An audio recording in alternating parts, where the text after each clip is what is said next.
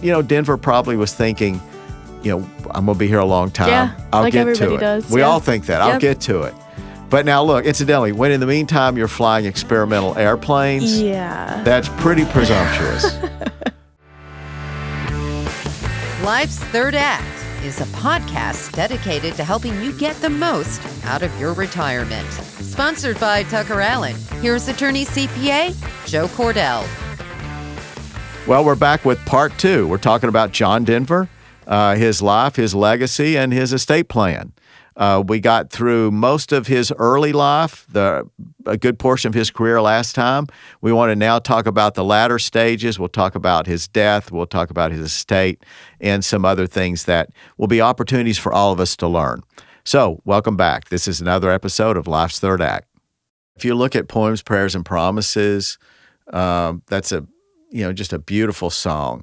Not a heavy song, but a beautiful song. Mm-hmm. He had a way of putting words together that he could string a great line. Yeah, and it's so hard these days to find an artist like that who is actually like a poet, not just a songwriter. And I think I always relate everything back to her, but I think like Taylor Swift is a great example of that. Her music is very much like, not common. It's very much poetry. And I think John Denver's was that same way. But like you said, I don't think he was trying to reach that, that political standpoint or anything like that. I think he just wanted to sing about the things he knew about. Yeah. And I can't comment on Taylor Swift, although I suspect there is poetry there with her. Mm-hmm. I really do. My daughter assures me there is. Both I'm daughters. with her. Both daughters. I'm with them. And so I have, in fairness, I haven't sat down and listened to her music that much. I hear it playing in the background a lot. But yeah, I don't know that I would go to the level of poetry with John Denver, but maybe. But your point's well taken. Yeah. Your point's well taken. So anyway, he goes on to write a series of hits that really won him a very loyal crowd. I remember the concert that I went to of his in Louisville in around 1977, and that place was packed, Freedom Hall, and the audience was rapt. I mean, they were just huge. They were in his pocket, and every joke he told, even though whether it's funny or not, people were all in. And people sang with his song. He invited them to sing with his songs. I love that. So he was just very charming, very winsome, and a showman. And he was good. Yeah. He was good. His songs, I mean, nothing was off technically. Mm-hmm. So I can see why he was as successful. So he goes on we'll speed forward a little bit more quickly here. He goes on to have success on television, a couple of movies. Yep. He has these albums that were huge sellers in the 70s. Granted, when he went into the 80s, he didn't have that much popularity in the 80s, but he had made so much money. I don't think it mattered. Yeah. Yeah. And even to close out the 70s, he played at UNICEF. So I thought that was really interesting. So I think that was like his big, not last thing, but one of his really big final things. Yeah. But one thing, I don't know whether he foresaw this, but he did take all that money that was rolling in, or a significant part of it, and poured it into things like we were talking about a few moments ago. He had these projects that were very important to him, these social and environmental projects, and he had to fund them. And those of us who have given to a cause, and on a much smaller scale, I can identify with this, where you have a ministry and you're a believer in it, and it's hard to get other people to believe to the same extent. Either it's because of their ability, but more in terms of the ability to give, but more often it's their level of commitment. So often when you have this vision like Denver had, and it's your vision, if you can't get a buy-in from a lot of other deep-pocketed believers, then you end up funding much of it, and that's what happened there. And there was a lot of money that sloshed around, and it just... And I think in like the 70s, 80s, that wasn't like a hyper focus of saving nature. Nowadays, it definitely is. But I think everybody was like, oh, like, what are we going to need that for? Well, we definitely needed it. So Yeah. So he certainly is still remembered very reverently in Colorado generally, but especially in Aspen area. There's a statue to him, and they as they should feel very grateful to him because he was committed to that area. Their state song is actually "Take Me Home, Country Roads." Oh, one of their two. Yeah. And like I think it was 2005 or 2007 they deemed that, which I thought was really funny. That's funny. Yeah. No, Rocky Mountain High. Is it Rocky Mountain High? I think it's Rocky Mountain because the other mentions West Virginia. Oh yeah. But and other than that, he was married. He married Anna Martell in like we said, 67 through 82, and they 15-year run. Yeah, they adopted 2 kids together, Zach and Anna, and John just loved them. He loved being a dad. He thought it was the greatest thing ever, and he has this quote.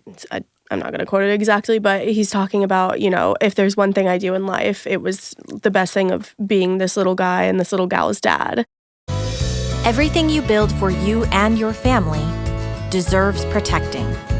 All of those important assets you have worked so hard to acquire and enjoy, you want to make sure they're handled with care. At TuckerAllen, our attorneys will customize an estate plan that will work for you and your family's goals and needs. TuckerAllen, estate planning, probate, and trust administration. Visit TuckerAllen.com. Just absolutely adored them. And then they divorced, but still he was still really close to Annie. Yeah. They grew up together, and he said that basically their divorce was just due to his career constraints. And he had an alcohol problem too. Yeah, and that. And probably had a fidelity problem. Probably. Realistically. Yeah. But no, you're right, is that there was a special relationship between two, and that relationship never broke. No. It never really broke, and they continued to be close. I mean, she inspired in my opinion, one of his greatest songs. Oh, Annie's most song. definitely. That's just a gorgeous song. Yeah, and did you know he wrote that in like 10 minutes on a ski lift? Really? Yeah. I didn't know That's that. what I was reading. I was like, that is interesting. I mean, I just love that song. And, I know. It's always the best songs. They're those 10-minute writes. It never fails. The soonest, yeah. Paul McCartney and Yesterday. Yeah. I think he said he woke up in the middle of the night and just put it down and went back to sleep. And that, now it's history. I love that. That's Anyway, so funny. so Anne, and I like that because they really seemed to be something special for many years. And when people heard they were getting divorced, people at first, had reservations that Denver, all of his protestations of love, and what was he really like? Mm-hmm. But I think that he loved her, and that was demonstrated by the balance of his life. Yeah, I do too. I just think they were, like you said, there was probably some other issues, but I think they were both just very young when they got married, and they grew up together, and then they just kind of grew apart from each other because that's what happens sometimes when you marry young. Mm-hmm. But he went on to marry Cassandra Delaney, and that was in 88 until 93.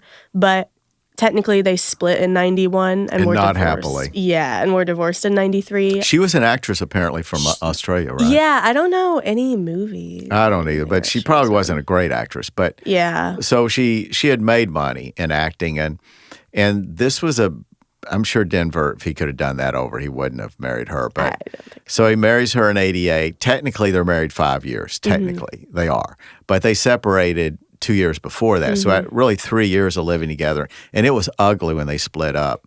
So they had one child. Jessie Bell. And so that was Denver's only natural born child. The others were adopted children. And she was born in 89. So I'm sure that they stayed together just those few more years just to see if they could make it. Because of Jessie, yeah.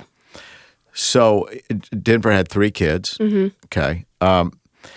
And his plane crash occurred in 97. Yes, that's correct. He was 54. Yes, and it was in October of 97. So let's talk a little bit about the plane crash because some people have heard, based on, I'm sure, clickbait and whatnot on the web, they think that maybe this was suicide. Maybe he was drunk. No. I've heard that, but neither of those things seem to there be any any evidence of that at all. Certainly not suicide. So Denver owned about 3 or 4 planes.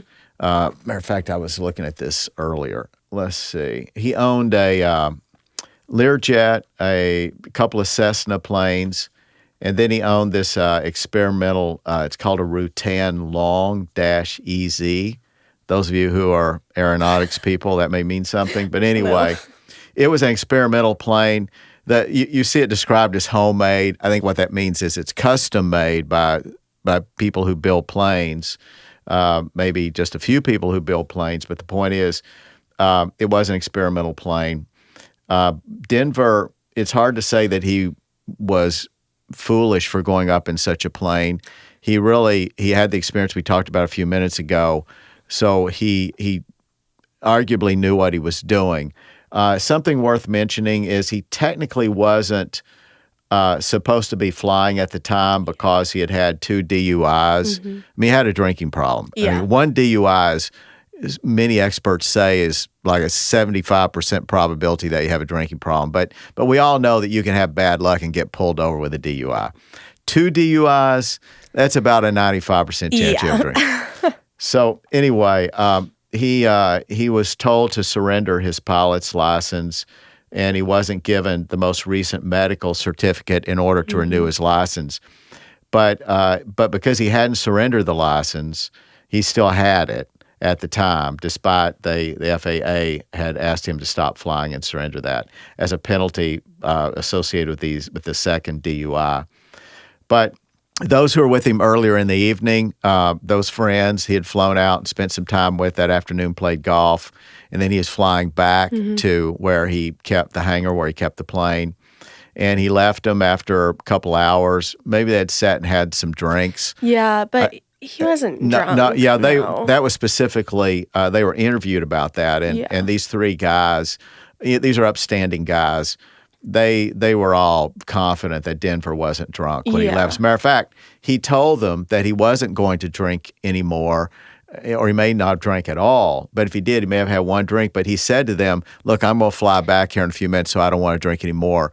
And so he stayed and visited, and then he left. And so the investigation what the FAA does whenever these things happen, if it's or National Transportation Safety Board, they do this investigation. They concluded that the probable cause of the crash was his inadequate pre-flight planning, including failing to refuel the plane, and his diverted attention while trying to manipulate the fuel selector, which likely caused him to lose control, and the plane just dove straight in.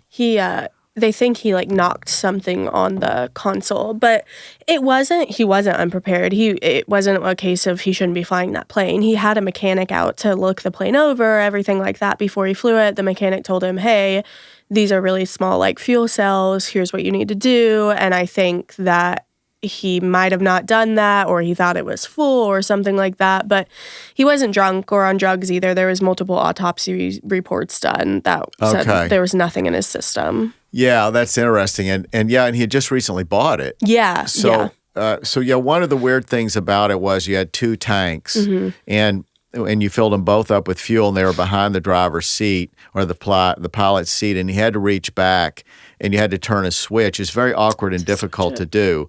You had to turn a switch when you thought that the fuel was too low in one of the tanks. And arguably he could have filled it up to where he didn't have to do that while he was flying, and the 1 tank would have gotten him. But I think that was the comment that was made regarding his checking the refueling.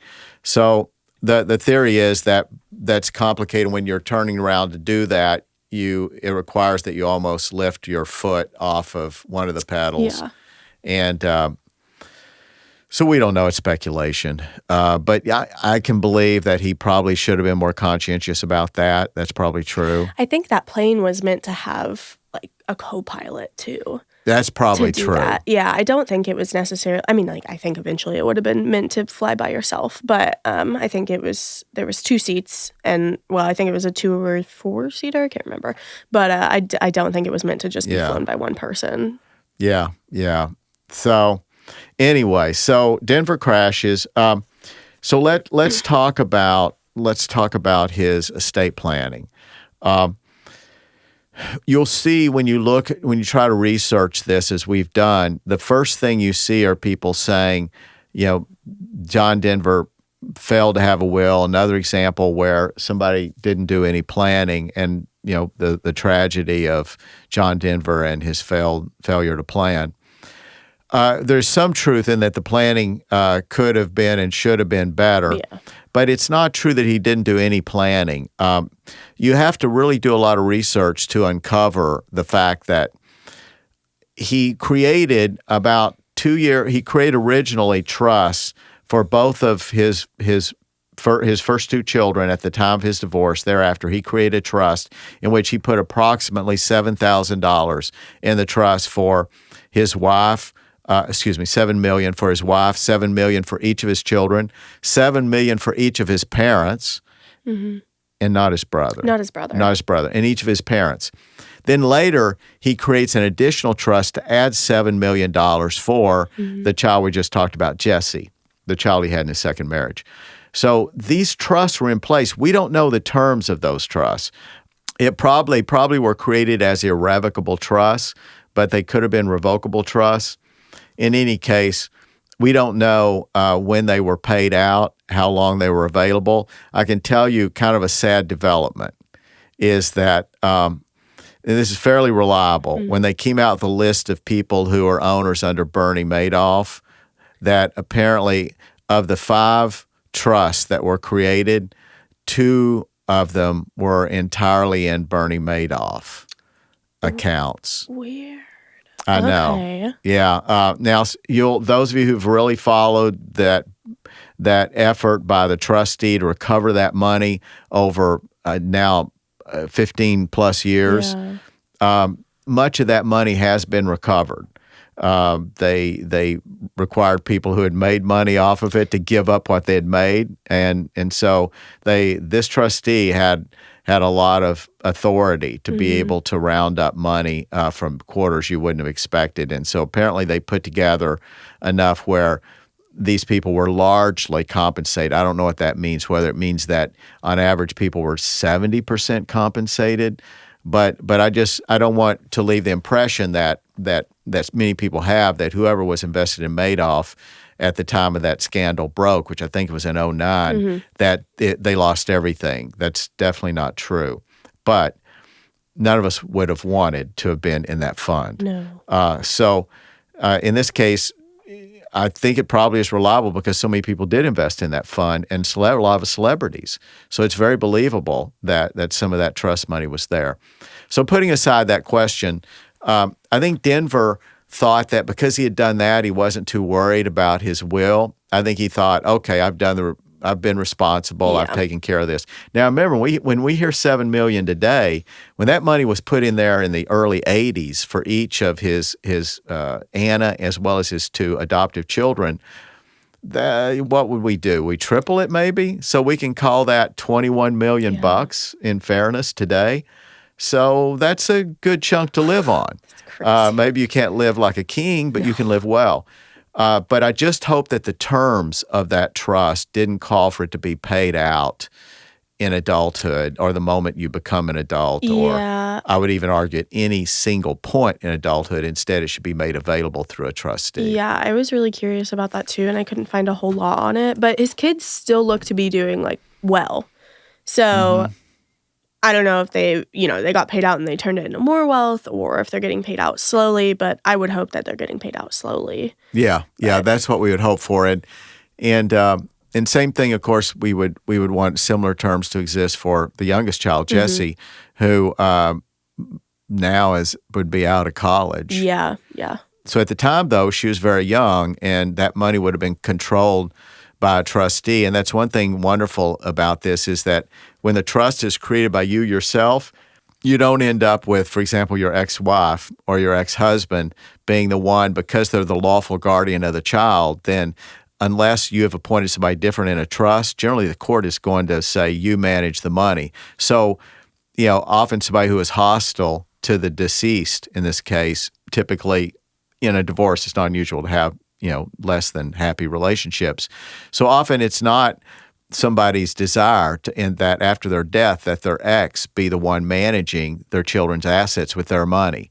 But that's generally what will happen in the absence of a trust where you've been explicit that I've placed control over this money in the hands of somebody of your choosing. It can be your family member. It can be an institution.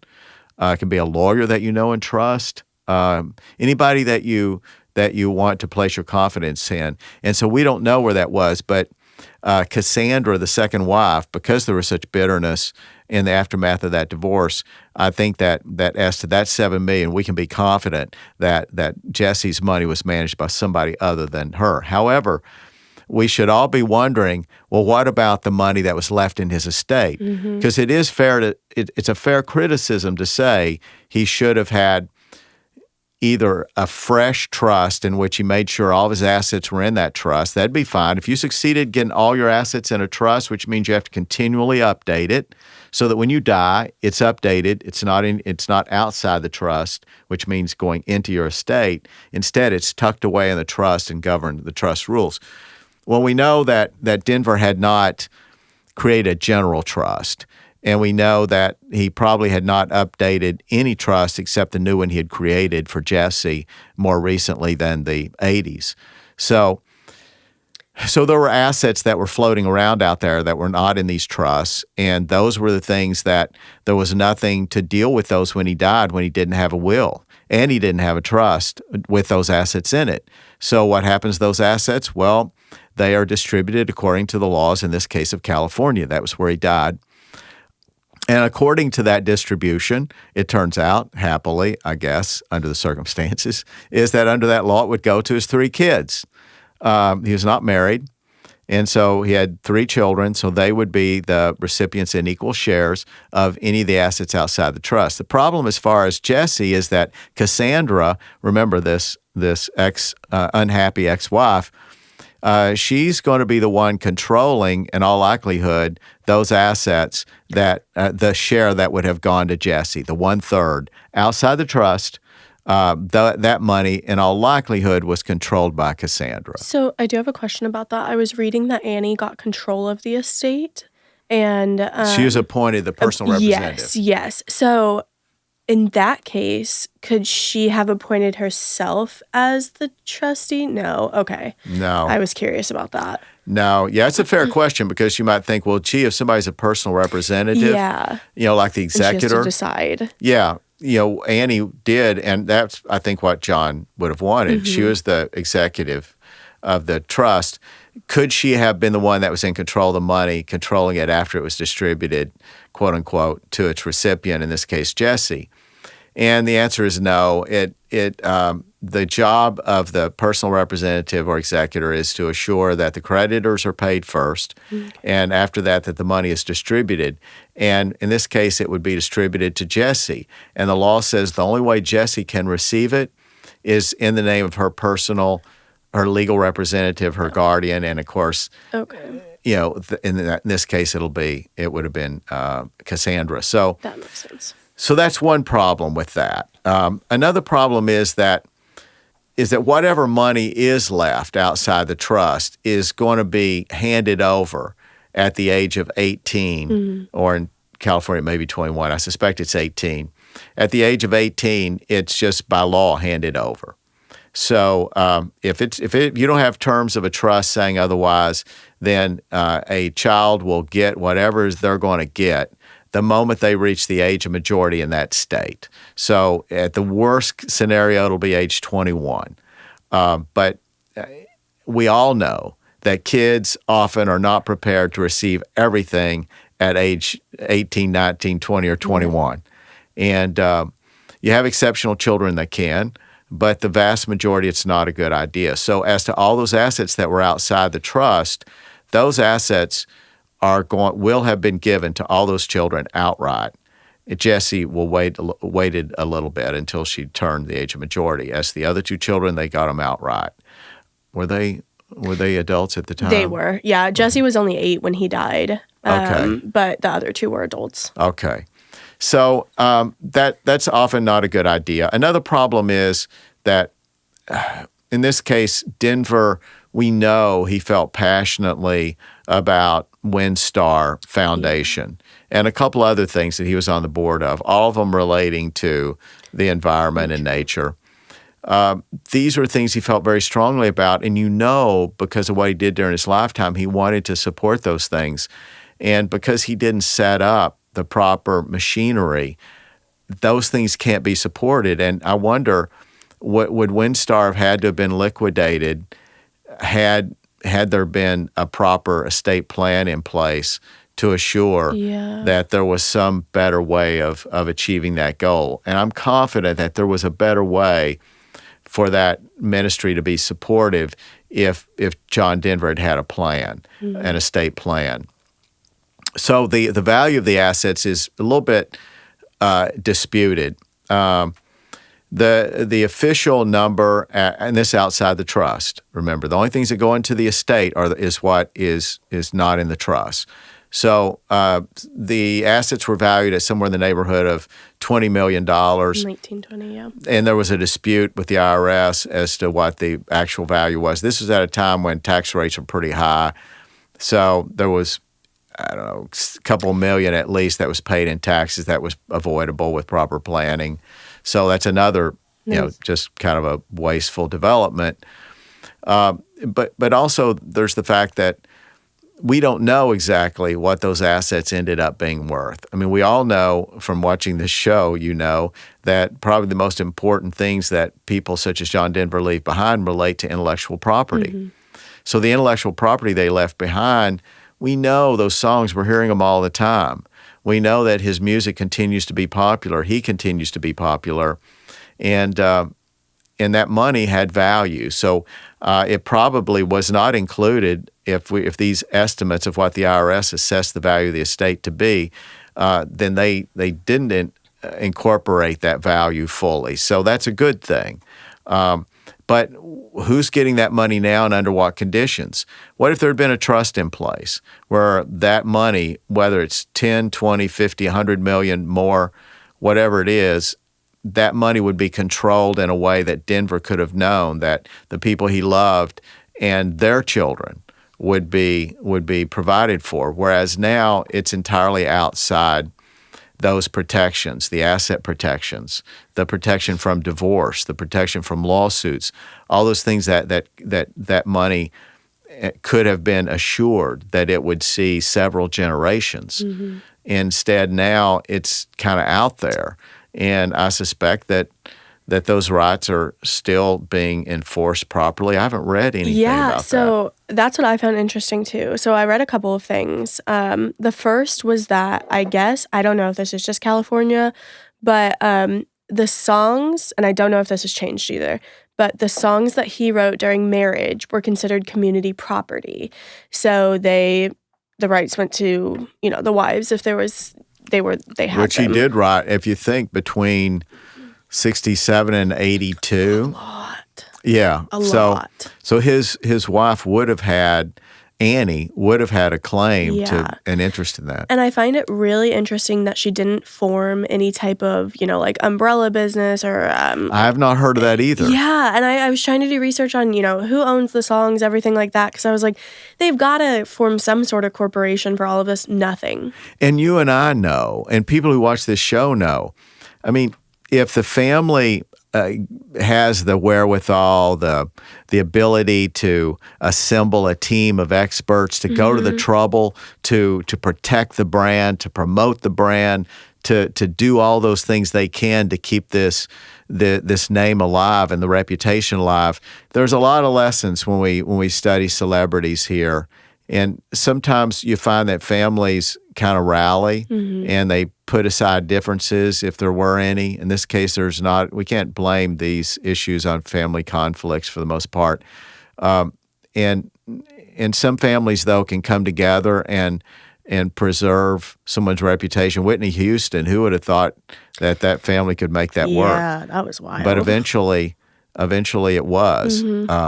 And then James Brown, oh man, what a mess that was. And yet, it took a long time, and maybe it took another generation, but the family came together, agreed that they wanted to place control of his branding, his reputation, his intellectual property in the hands of professionals and work with them. And great things started happening.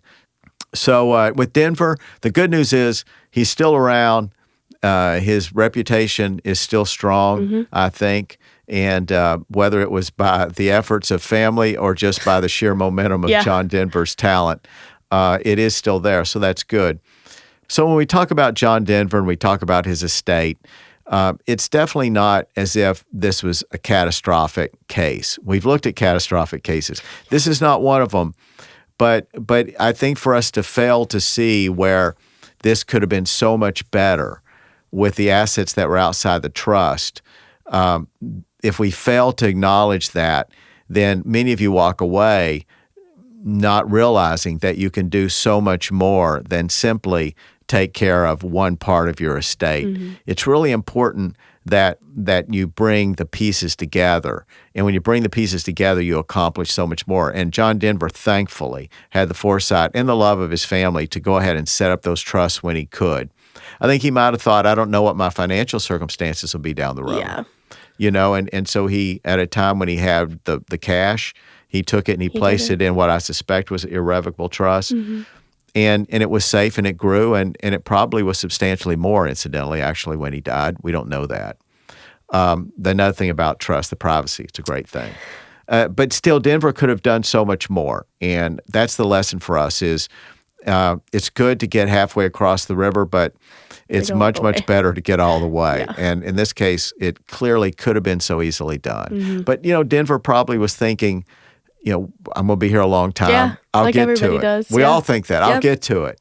But now look, incidentally, when in the meantime you're flying experimental airplanes, that's pretty presumptuous. Anyway, this has been another episode of Life's Third Act. Till next time, take care. You've been listening to Life's Third Act, a podcast for thriving in retirement, sponsored by TuckerAllen, your estate and elder law advisors. Each week, we discuss topics and answer questions to help you better plan for your future. For more information, visit TuckerAllen.com.